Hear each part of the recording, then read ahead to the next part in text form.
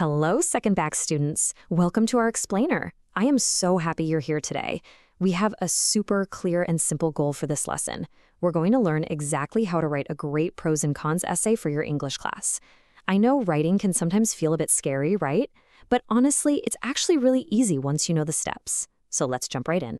First up, we've got to answer a really big question. What exactly is a pros and cons essay? Now take a deep breath. It sounds like a very fancy academic name, but I promise you, it's a super simple idea. To understand it, we just need to look at two simple words. Pros simply means the advantages. It's the good side of a topic. Imagine a big happy thumbs up. Cons, well, that means the disadvantages, or the bad side of a topic. Think of a thumbs down. It's just like a balance scale.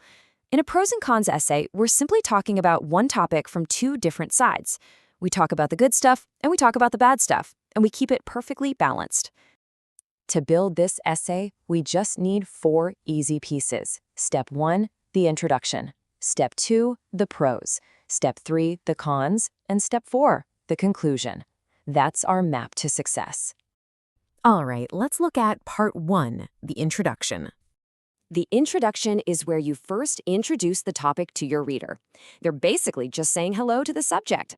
The best way to do this is to keep it really simple. First, just state what the topic is. Then tell your reader that this topic has both advantages and disadvantages. Literally, that's all you need to do here. Moving on to part 2, the pros, or advantages. This is the fun part, where we get to discuss the good side. I'm going to give you a magic phrase to start this paragraph. Always start with, on the one hand. Definitely write that down. On the one hand. After you write that, you simply give 2 advantages of your topic.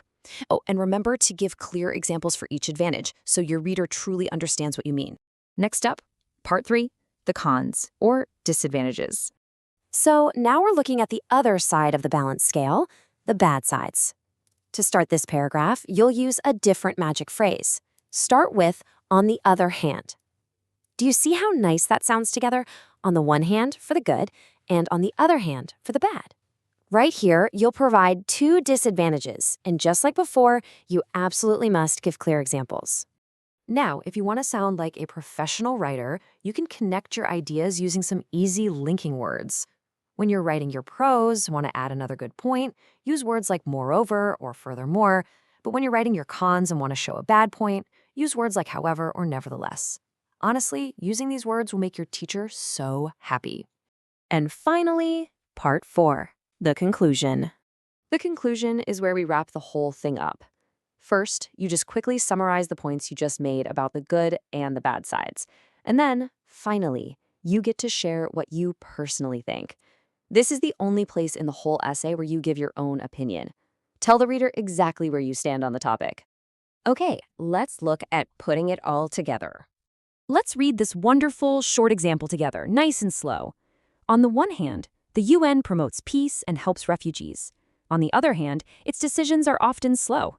In my opinion, its benefits outweigh its flaws. Look at how brilliant this is. It uses our magic phrases. It looks at the good side, it looks at the bad side, and then it states a personal opinion right at the very end. Before we finish, we have to talk about the bolder rule. This is so important. First, you absolutely must stay balanced and fair to both sides. Don't write 10 sentences on the good side and only 1 sentence on the bad side. You've got to keep that scale balanced. Second, and this is crucial, save your personal opinion for the conclusion only. Never, ever give your personal opinion in the introduction or the body paragraphs. Keep it totally fair until the conclusion. And there you have it. You did incredibly well today. You learned the 4 easy steps, the magic phrases, the linking words, and the golden rule. Now you can write a balanced pros and cons essay in English with total confidence. I am so proud of your focus today. Grab your pens, choose a topic, and just start writing. What are you going to argue for and against next? Good luck, and keep learning.